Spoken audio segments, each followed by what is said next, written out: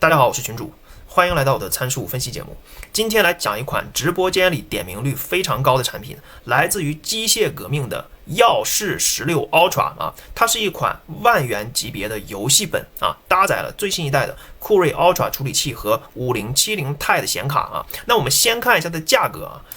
它是一个卖到11000的电脑，补贴之后是11000。那其实这个价格相比于这个产品首发的时候还涨价了，对吧？尤其是5070 Ti 这个显卡涨价了，对吧？那么这款就是搭载了很高级别的酷睿 Ultra 9处理器啊。Ultra 9 275HX 啊和5070 Ti 的这么一个显卡啊，然后屏幕啊素质也是不错的啊。那么这款电脑在同样档位的搭载 Ultra 9和5070 Ti 的这些机器当中呢，算是有性价比的啊。只不过它现在的价格，因为有的电脑硬件几乎是一时一个价格啊，它现在的价格不像刚出来的时候啊那么有性价比。如果我没记错的话哈，一开始是9999的，就是补贴完的价格，但是现在呢是11000了啊，10999啊。那我们现在就来看看这个产品本身值不值得购买啊？毕竟它是个万元游戏本，对它的性能释放啊要求还是比较高的。机械革命这样的品牌呢，它的售后服务网点是比不上一些超一线大牌的啊，售后服务啦，包括这个品质上面这些东西，可能是比不上一线大牌啊，但是。那么在这种情况下，机械革命的硬件配置就要做的比较有性价比了，对吧？虽然是1万多的啊，但是配置要相对做高一点哈。那我们就来看看它的卖点和硬件规格，这是它的总结，我们先略过，我们一个一个大图卖点来看啊。好，首先它讲的就是这个显卡5070 Ti 啊，就不多说了啊，它是一个移动端的140瓦满功耗的啊。那像什么黑神话了这些游戏都是可以比较流畅的运行的，只要你不把这个画质调到特别极限啊，这个5070 Ti 大多数主流的游戏都可以玩得很流畅的啊，所以说不需要担心。5070 Ti 显卡甚至拿来做一些专业生产力啊、视频渲染什么的也都是够用的啊。好，接着往下看啊，5070 Ti 的显卡他说完了，马上他就说我用的是酷睿 Ultra 9。这个酷睿 Ultra 9确实强，确实是强。无论你是用来做专业的工作，还是用来打游戏，它都是非常优秀的啊。那么这一代的酷睿 Ultra 9，也就是说第二代的酷睿 Ultra 9啊，是非常强大的，非常强大，不需要担心啊。基本上就是给你顶满的一个配置啊。一会儿我们会具体强调它的性能释放啊。好，接着往下看啊。他现在说他这个散热啊，他先说他这个散热，什么他起名字嘛，什么冰河散热啊，什么水冷啊，它有一个水冷接口，请注意啊，这个机器呢，5070 Ti 的版本呢有黑色有白色啊，那个应该叫灰色啊，反正是一个灰色一个白色的。我们这款啊，我们节目里提到的这个是白色版本，是有一个水冷散热的一个接口的。另外那个灰色就没有这个接口，请注意，它俩之间价格还差了500块钱，差在哪里啊？在配置上就差在那里。很多人可能以为就说是不是只有白色颜值高，所以贵了500，没有这么简单啊，还差了一个水冷的接口。但是这个水冷机这里明确告诉你了啊，需要单独购买，这是它的散热啊。那么这里他给的这几张图可能看的还不够明显，对吧？那么这里啊，它这个箭头标的还是比较清晰的，这是它的散热出风的口，在电脑的屁股那里啊，尾部啊，屁股那里出风啊，它是一个内吹式，从这里也能看出来哈，它是2大1小3个风扇，然后内吹式散热，屁股那里出风啊，两侧没有出风口啊，它是这样的一个设计啊，那它还是能压住它的性能的。这款电脑的性能释放非常强哈。然后这里它又讲了什么冰沙风扇啦，有鳍片啦，这散热硅脂啊，它不是液晶的，它是散热硅脂啊。什么铠甲这些东西起名字呢，我们就不管它。我们还是一样，直接看它这个拆机的图，能看得更直观一些，是吧？你看从这里能看到它是2个大风扇啊，2大，然后这一个小风扇，这样一个内吹式散热组合，从这个尾部这里啊，屁股这里面出风啊，从屁股这里面出风。那么这里就不得不说一下这个模具的设计啊。每一次在我的节目当中涉及到这样的产品，因为群主这个水平也在提高嘛，对吧？随着一个一个节目，通常会遇到这样的模具呢，都会提一嘴啊，就是它的很多接口是放在屁股这里，也就是说我们经常说的电脑的尾部啊，那么它是非常靠近散热的位置的。那么在内吹式散热，并且从这两侧的屁股出风的2个屁股蛋这里出风的时候那么它中间的这个位置也会受热，也会有热风吹到这些接口的位置。那么它的隐患就是在长期的使用过后这些接口因为长时间的受热，会导致一定程度的不稳定。而这些屁股这里的接口往往都是些很关键的，像这个外接显示器啦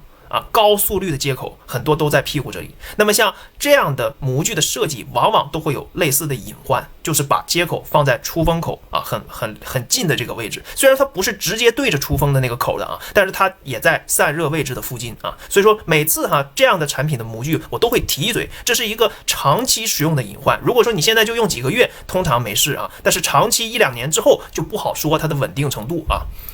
你说呢？它这种设计不算缺点吗？它是一个隐患。那你说它是缺点吗？很多电脑的模具也都这么设计，你也没法说什么。但是我做节目我要把它提出来，是吧？那么这是它讲的散热拆机图，先放到这里，一会儿我们还会讲它这个内部的结构好，接着往下看，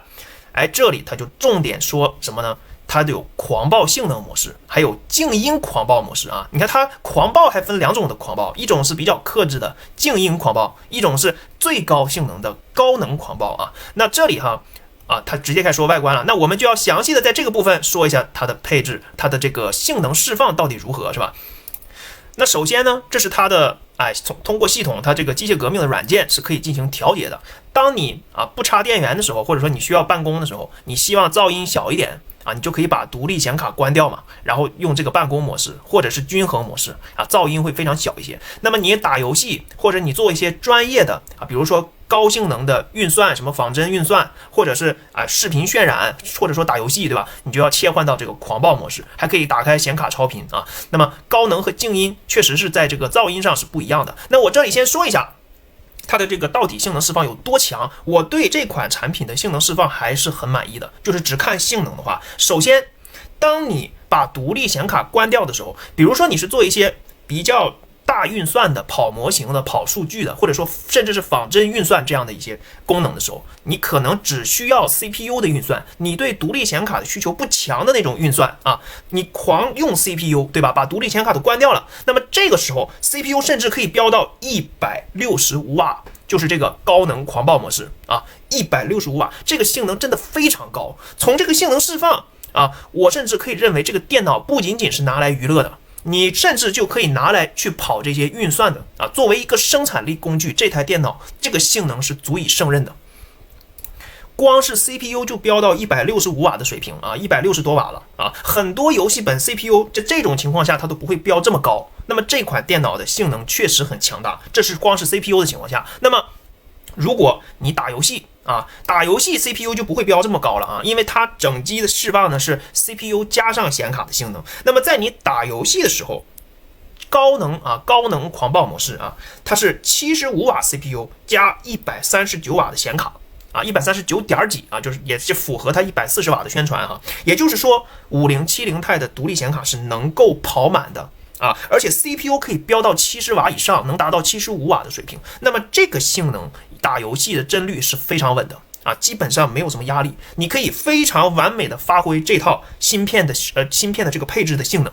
基本上高能狂暴模式已经够了。此时 CPU 加上显卡的释放是215瓦，非常强大，非常强大那么有的人觉得我还不满足，我还想要 CPU 更强一些。那么什么样的人需要就是我需要干一些3维的3D 的这些渲染的时候，我是搞工科，我是理工科搞专业设计的我需要用到显卡，独立显卡和 Ultra CPU 的一个协同作业在这种情况下，它的手动模式，也就是这个自定义模式，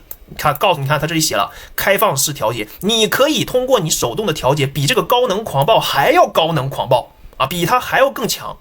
那么如果说你觉得高能狂暴太强了，你还可以调的更低，也是可以的，因为你是自定义嘛你是自定义。那么它可以调的比高能狂暴还要强，能达到什么水平？显卡是不能更高了显卡只有139点几瓦，就是140瓦的水平显卡已经跑满了，但是它的 CPU 可以飙到120瓦。也就是说它可以同时让 CPU 120瓦加上显卡139瓦，这是手动模式。那么整机释放就是多少了？260瓦的水平，很强大。那么这是个5070 钛的版本，其实这个机器它还有5080的版本，对吧？5080甚至可以飙到更高，它的电源都是不一样大的。5080的、5090的那个版本，电源适配器给的功率都是更大的。那么这款电脑5070 钛，它的电源是给到330瓦啊，基本上不需要从电池那里取电了啊，就基本上它光靠电源供的电已经完全能够满足这个最强大的模式，就是你手动到260瓦啊，120的 CPU 加上139的显卡，基本上都可以满足。所以说这款电脑的性能真的很强大，无论你是用来娱乐打游戏，还是用来处理一些工科的一些专业，包括模型、3维制图啊、渲染这些东西，全部可以满足啊，不一定非得买一些专业工作站。这个游戏本就已经可以满足了，啥都能干了。但是呢，相比于一些工作站啦、全能本了，这样的电脑相对的是厚重一些啊。大家根据自己的需求来选择，但是它能不能作为生产力，这里可以给你一个明确的答复。只看这些性能的情况下，只看这些性能的情况下是可以满足的，是可以满足的。那么有一些可能还不够满足的地方，一会儿我会讲到啊，我还会讲到的。那么这是它的性能，那么提到了它的性能释放肯定也要提到它这个风扇的噪音了啊，它俩是不可能说分开去讲的，必须是在一起去说的，对吧？你像你打开这个手动模式或者说高能狂暴模式的时候呢，它的 CPU 的转速就会比较快嘛，那这个是很自然的事情，性能高，风扇快啊。那么风扇转得快，它可以达到56分贝，56分贝，说实话其实这个声音也不是特别大，但是也不是特别小了，你是能听到声音的啊。56分贝只能说控制的还行吧，不是说控制的特别好，但是没办法，它性能释放太强了，性能释放太强了。那如果说好吧，我此刻不需要这么高的性能的时候啊，我就是简单干点活啊，我用静音模式行不行啊？你看它这不是还有个静音狂暴模式吗？当然可以。那这个时候你主要用到的是什么？主要用到的是独立显卡。它优先把更多的功耗和能量分配给显卡了，显卡依然可以跑到140瓦的水平，也就是139点几，对吧？那么 CPU 这个时候会降低一些啊 ，CPU 的处理的运算速度会降一点，功耗是45瓦的水平。那么其实对于很多人打一些画质要求不是特别高的游戏的时候，你用这个静音狂暴模式已经够了，因为通常打游戏这件事情对于 CPU 的这个发热呀、功耗消耗的不是很大，它往往更需要的是这个独立显卡。那么有的时候你用这个静音模式就已经可以了已经可以了。那么这个时候的整机功耗就是 CPU 加显卡是185瓦的水平180多瓦的水平已经很强了，已经很强了。只不过就是看你自己的需要了，你想要更强你就用高能的模式，对吧？那么这个时候静音模式它的风扇的噪音是51分贝。怎么说呢？它不是这个同类的笔记本当中噪音控制最好的，因为有一些控制的非常好的只有48分贝，对吧？它并没有达到最好那个水平，也是能达到51分贝的，声音不算很小，但是在静音模式下算是控制的比较可以的，能够让人接受的。那我觉得买机械革命的话，更多人还是考虑性能释放。那我觉得从性能释放的角度，这个机器已经非常强大了，尤其是 CPU 它甚至可以飙到160瓦，对吧？而且呢，在手动模式下显卡都有140瓦的情况下，它 CPU 还能跑120确实很强，确实很强。然后静音模式呢，也是它这个静音的低功耗模式都180多瓦了，都相当于很多游戏本的高能模式了，是吧？所以说确实很强大。那么这是它的性能释放我们接着往下看性能这一块，包括风扇的噪音已经说完了那么你看它接着还是往下说因为它这里直接跳到外观这里，那我们接着把它说完你调完了这些风扇噪音性能的模式之后呢，你肯定要考虑到温度嘛为什么风扇转得快？不就是因为温度高了嘛，对吧？那么这个时候确实是它的这个表面温度会有点高表面温度会有点高，就是说白了就是你键盘的温度，键盘的那个能接触到的温度。那么这个东西有不同的说法，有的人说温度高不好因为发热嘛那么有的人说这样温度高点也挺好，因为是散热嘛，对吧？就是不同的人有不同的理解的角度但是确实是它这个温度能够达到一个45度了，就是你用这种特别高能模式的时候就是你把性能标得很高的话，它这个键盘中间这个温度是能达到45度的，那确实是有点高这两边，比如说数字小键盘那边了，包括这个 Shift 包括 Tab 键这些数字这些，什么这个 WSAD 这里就是这些按键的温度还好，但是靠中心的位置就温度就会高一些你手可能会觉得有点温热了那么外接键盘的效果可能会体验更好一些那么这是讲到它的温度了，但是确实是这个超强的性能也确实要用温度来换，没有办法不能够咱不能够这个规避这个物理的定律的那么我刚才说的这些情况下都是什么呢？都是这个风冷的情况下，你看都是用这个风冷风扇的这个情况下，它还有个什么方案？刚才不是提到了吗？白色的版本是吧？它还有一个水冷方案，你还要外接一个水冷机，用水冷的话来降低它的温度，大概就是。那么其实像这种水冷来降温，还是适合谁来用啊？我觉得反倒不适合给那些打游戏的人来用，因为打游戏的人戴上耳机什么的，或者说打游戏不是也有声音嘛，对吧？那基本上打游戏的人是不需要用这个水冷的，用这个风冷已经可以完全去用高性能来运行游戏了啊，是不需要再给它散热的，已经够了。其实它的性能释放。那么可能对于一些有专业需求的人，我要做仿真运算，我要大量使用 CPU 啊 ，CPU 容易发热，对吧？用 CPU 的时候比较多。那么可能会遇到我用水冷把它降温，表现的会更稳定啊。那么这个时候你可能就需要再花600-700块钱，好像是啊，是不是699？我记得没错的话，好像是699，你还得买个那个水冷机。那么这种情况下，根据自己的需求来选吧啊。如果你纯打游戏，或者说简单剪视频什么的啊，做 3D 渲染，用风冷的话其实也够了啊，用风冷其实也够了啊。好，那么这是说它这个散热性能，这里就讲完了啊。这回是都说完了，那我们接下来就看它这个了啊，它这个外观吧，按理说这个审美是见仁见智的，有的人就觉得这个白色更好看嘛，那么白色它有这个水冷接口啊，就是可以接水冷机，灰色是没有的啊，灰色是没有水冷那个功能的。那么这个 logo 这里啊也有灯啊，也会亮的啊，也会亮的啊。那么这里讲的外观我就不多说，那么它这个转轴呢可以180度开合。啊，很多游戏本因为屁股做的特别大啊，转轴做的就打不开啊，就达不到180度。那么这款机器是可以180度开合，是吧？那这个外观就不多说。那么提到外观嘛，那么也顺便说一下它这个重量体积哈。它呢这个图看起来好像没有那么笨，而且加上它是白色啊，显得比较清爽啊。但实际上这是一个比较厚重的机器，它是达到了2.7千克的，2.7公斤了。而且它那个电源稍微小了点，但是也有770克。啊，那么相当于电源加上这个电脑一共有3.5公斤，那7斤呢？就是电脑加上电源的话，那电脑的话大概2.7千克是吧？已经5斤半了，是吧？已经有5斤半了，就是5.4斤嘛，5.4斤对吧？2.7乘以2是吧？那么这个电脑本身就比较沉，如果你真的需要外出背在身上的话，你就再弄个 PD 充电器。啊，再弄个 PD 充电器，它是有一个私有协议的，而且也支持100瓦 PD 啊，其他协议它也支持140瓦是私有协议啊。那么这里说一下啊，它确实是一个比较重的游戏本，但是确实是性能释放很强大，对吧？刚才已经说了啊，那外观就讲到这里啊。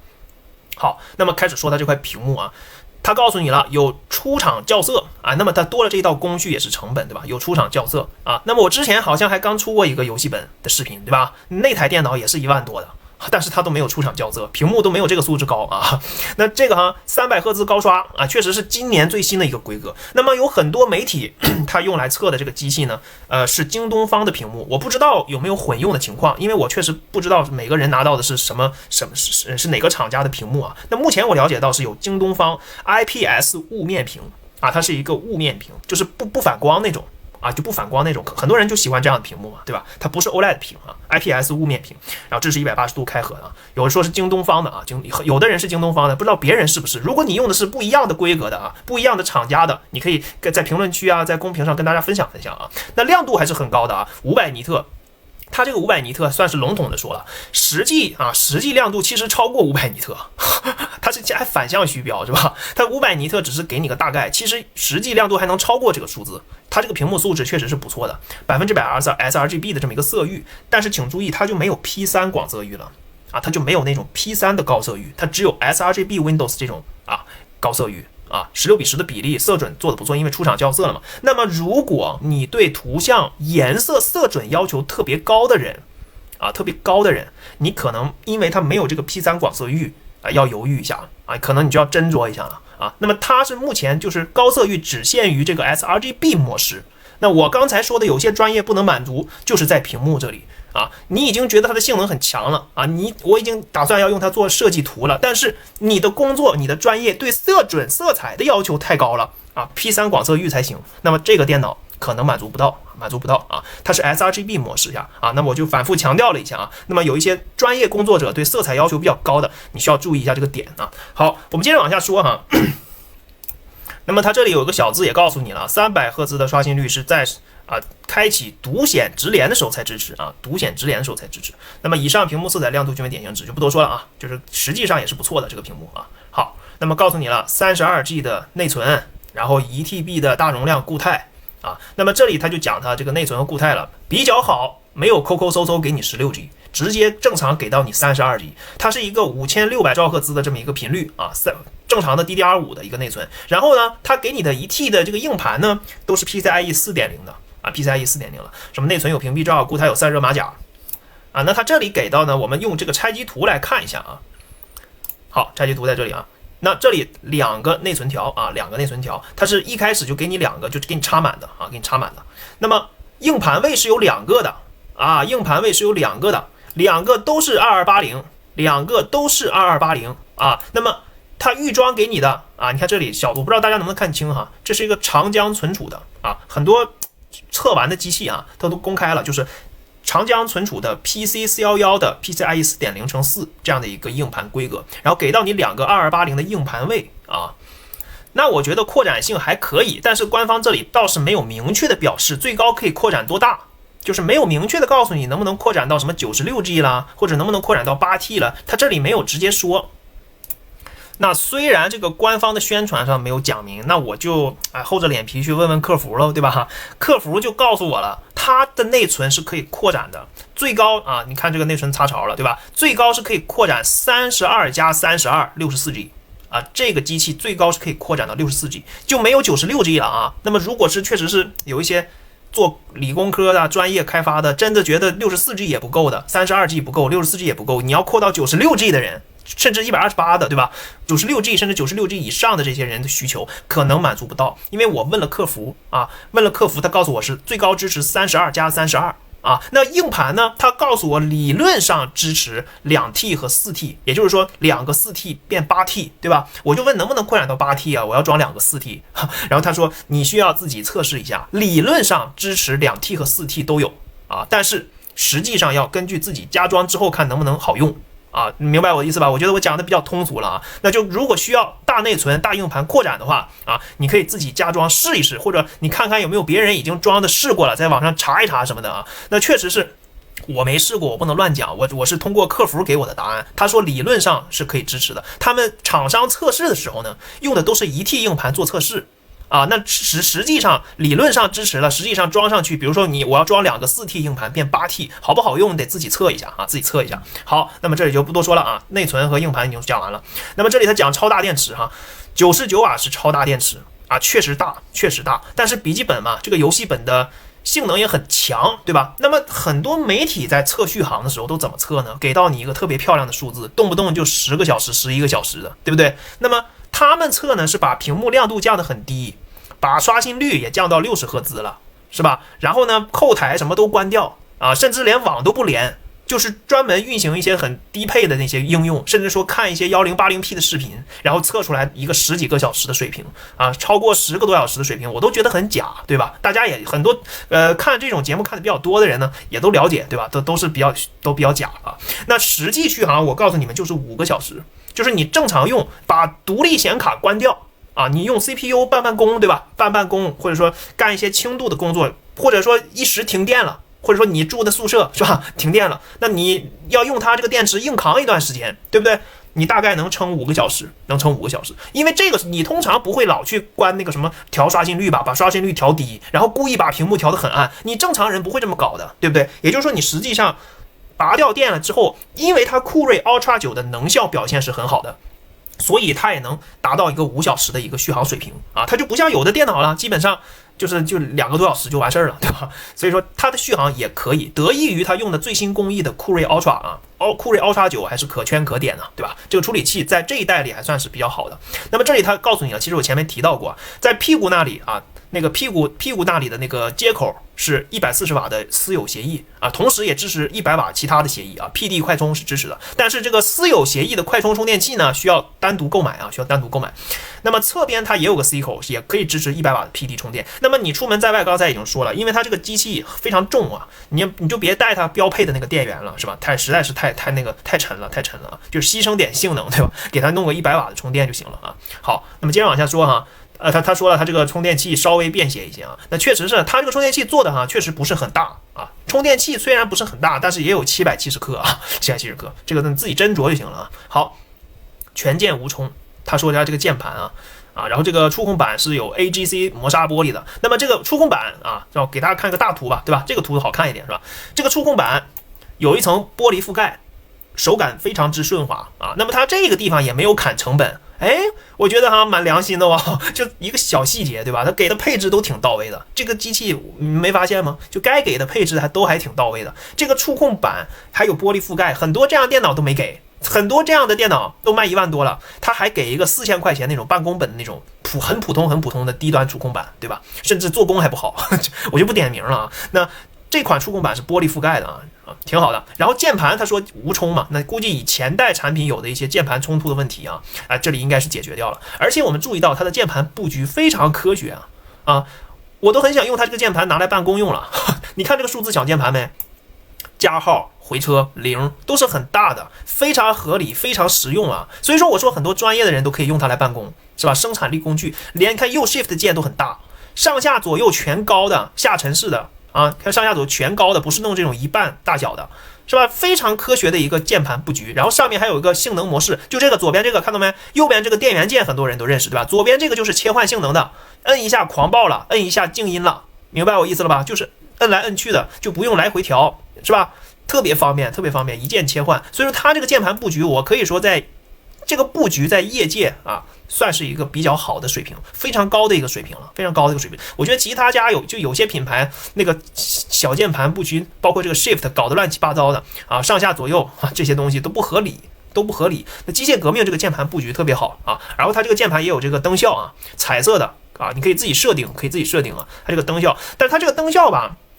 好像是感觉不是，就是有人实测吧，就是说那个反应速度不是特别的快啊，就是说它这个灯效，但是我觉得还行吧，我觉得这个价位它走性价比吧，就在这一块稍微说没有特别好的灯效，没有特别丝滑的灯效啊。那么这一点上大家就是适当的酷炫一下就可以了啊。好 ，RGB 灯的这里就说完了啊。好，那么这还有一个什么呢？它告诉你专业音效加持。其实它这个扬声器吧，没有特别震撼，我说实话啊。你看它这里宣传的当然很好了啊，这都用了拽了一些词汇，对吧？那实际上呢，大家可以看这个拆机图呢，电池两边这里看到没？一个、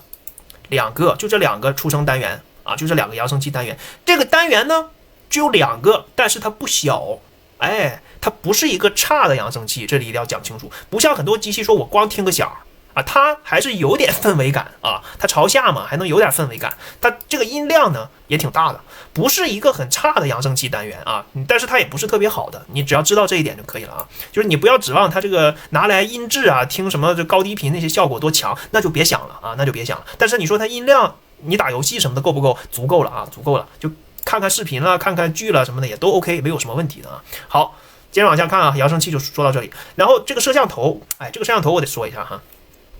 好的地方是什么呢？有一个物理防窥啊，物理防窥，你怕别人监视你的隐私，你可以把这个摄像头关掉啊。然后呢，人脸解锁是支持的，红外摄像头啊，它是可以人脸解锁。但是你把这个防窥打开之后啊，就是你把摄像头给挡上了嘛，对吧？这个把摄像头给关掉之后，这个红外人脸解锁也没有了啊，那就是你得取舍一下，是吧？那么它是有人脸解锁的，它是一个生物识别的人脸解锁，对吧？红外摄像头啊，它只说了 IR 摄像头嘛啊，但是请注意，它虽然支持这些功能，还告诉你了 1080p， 对吧？虽然 1080p 听起来啊清晰度还可以，但实际上这个摄像头的画质比较差。这个咱们实话实说啊，它这个摄像头你要说我就聊个天儿啊，或者说我甚至开会来用一用啊，能看清楚人就差不多了啊，我也不展示什么特别的东西，是吧？那确实还算凑合用啊，但是它这个画质确实比较低。它摄像头表现真的一般，但是它支持个人脸解锁啊，就是说基本功能能满足，但是你就别要求它画质多好了。你像你要拿它来开直播什么的就算了啊，展示什么产品的细节什么的就算了啊，就正常聊个天开个会还是能满足的啊。好，那么这是它的这个自拍的摄像头这里啊，什么反转画面这不多说了啊。然后它这个什么控制中心就是机械革命啊自己带的那个软件嘛，可以调。对吧？然后系统更新啊 ，BIOS 升级这些东西啊，这就不多说了啊。它什么包括刚才我说那个调性能模式也是从它这里面调的啊。好，这里讲它接口了，你看白色版是有这个水冷的啊，白色版就有啊，那个灰色版没有。但是灰色版，如果你觉得风冷已经足够了啊，确实对于多数人来说，风冷的散热已经足够了啊。那么可能有一些，刚才我讲到有一些专业需求的人，我就是要 CPU 标很高，我觉得这个温度要是再低一点呢，对于生产效率这一块能更稳定一些啊，那你就再接个水冷啊。那灰色版没有啊，如果你不需要，你也可以选灰色版，能便宜500块钱啊，能便宜500块钱。然后在 USB-C 这里是雷电4，它有一个雷电4接口啊，可以外接显示器的啊，外接显示器的。然后呢，这个雷电4也支持他说的那个140瓦的私有协议充电啊，是在屁股这里啊，是在屁股这里。然后这个电源专门一个电源口啊 ，HDMI 和这个 mini DP 2.1，哎，它给了个啊。那么这两个接口 HDMI 和这个 mini DP 啊，它俩是支持独显输出的啊，独显输出。然后要注意一个点呢，就是说它这个屁股这里这个雷电4啊，它是可以支持到80G 的一个核显输出的，80G 的一个核显输出的。那么实际上这个雷电4它是一个 DP 2.1的规格啊，核显输出的这个外接显示器的规格也能高一些啊。那么其他这两个迷你 DP 和这个 HDMI 是独显输出的，独显输出。那么侧边其实它还有一个 C 口，请注意啊，10G 速率啊，也支持DP 1.4啊，也支持DP 1.4，它也是核显输出，也就是说两个 C 口都是核显输出，然后侧边这个 C 口呢是 PD 100瓦的充电口啊，如果就是你出门在外需要带上的话啊，就用那个100瓦的 PD 充电器在侧边给它充就 OK 的啊。那么它有3个吧啊，应该是有3个啊，我看数一下啊。1个、2个、3个，对啊，3个 USB-A 口，但是只有5G 速率，那这也是一个节省成本啊，也是节省成本，没有给到10G 速率的3个 A 口，接口数量倒挺多啊，你可以接个什么鼠标接收器了什么的也都可以，是吧？因为3个 A 口挺多的啊。速度确实是不快啊，只给了5G 的速率。那么 C 口呢，给了个雷电4嘛，对吧？也还行，可以说是个全功能接口，但并不是全满速率接口，对吧？那3.5毫米2合1耳机耳麦2合1的一个耳机口，还有个防盗锁孔就不说了啊。2.5G 的一个 RJ45 的有线网口啊，有线网口的。那么整体来说，接口呢性能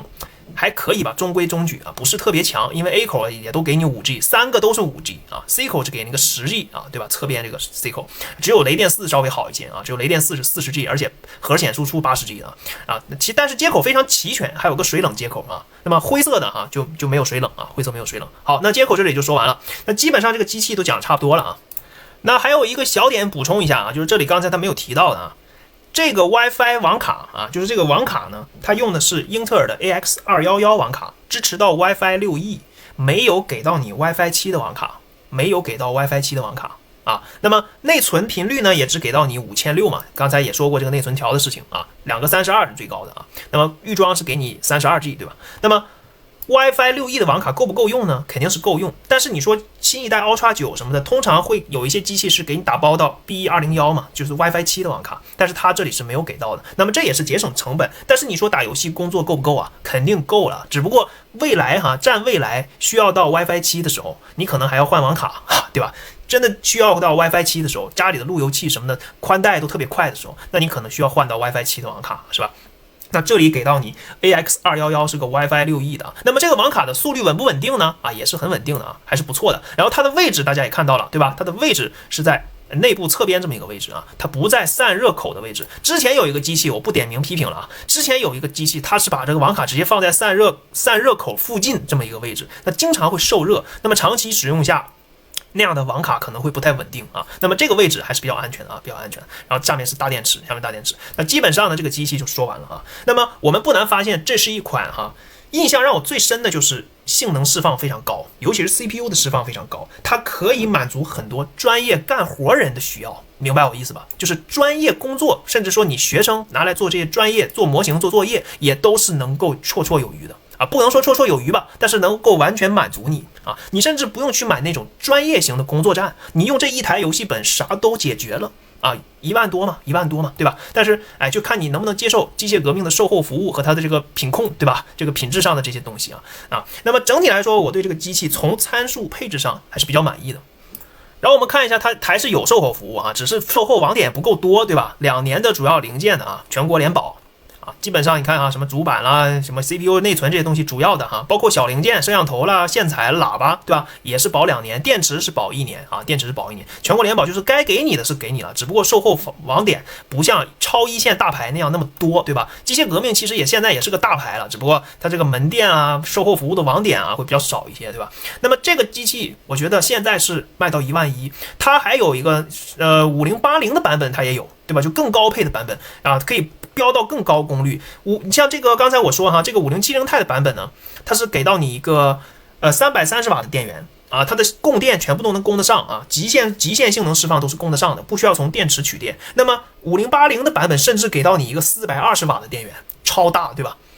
而且它这套模具的散热呢，就是可能风冷加上水冷都能压得住啊，5080更高功率的一个性能啊，所以说这个机器整体来看，我认为说得过去啊，就是